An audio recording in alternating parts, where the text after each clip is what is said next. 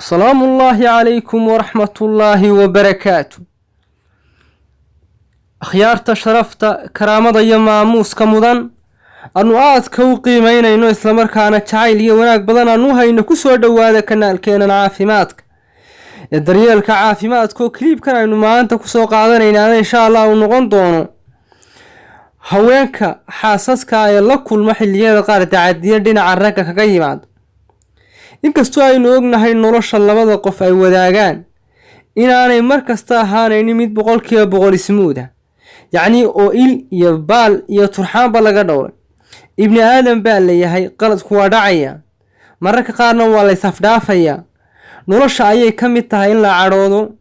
oo la isku cadhoodo nolosha waxa ka mid ah in la isxaliyo oo dhibta iyo boogta la daweeyo haddaba dhakhaatiirta psychiatriga waxay record gareeyaan وحلية قارة القرآن وحيابو نيكو واركاية بسيط لكن هوين إذا دبعتكوا إن يرونتي أي هوينكو شاكتان حليقا يكونسلينكا كوشيران سعاديا كاو الضمضة هرو مرين وحاكشيرا قويس كستابا وحاولي هاي دختار كاركترية أريمها قويسكا سالاتشيين وحاد عدا حلية قار أولا قرآن إنا يدعدو inuu ninku haweeneyda ama xaaska uu qabo indhaha uu ku gubo indhaha wad xaaska ku gubtaa waa nooc kamid ah abuse qofkii inaad aadisha ugu gubto oo markaas aad indhaha si cadaawad ku jirto aad ugu eegto mid qurux badan ma qodobka labaad waa verbal abuse in aad hadalahaan ku gubto oo hadalka qalbigeeda aad ku dhaawacdana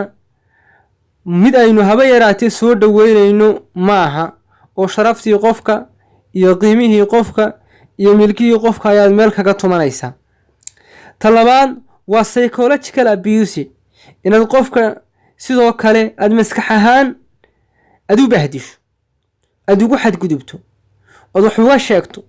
yacni waxyaabo inta badan maskaxda ibni aadanka gumaysi ku ah inaad kula dhaqaaqdo oo kula kacdo ta ugu dambaysa waa physical abuse inaad muuqaalkeeda ama jidhkeeda wax gaarsiiso nabar ku dhufato oo markaad wax u geysato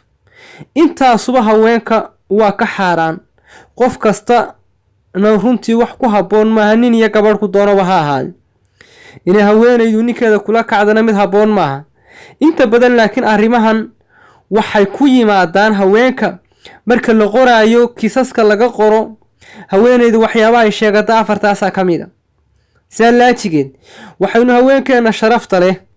aynu runtii aynu halkan aynu doonaynaa inaynu iska xasuusino intan iyo inuu dhowbaynaanay mutaysan salaajigeed inaynu daryeelkooda ilaalino intaas aynu kaga tageynaa fadlan la sii wadaaga bulshadeena kale. Wassalaamu calaykum waraxmatullaahi wabarakaatuh.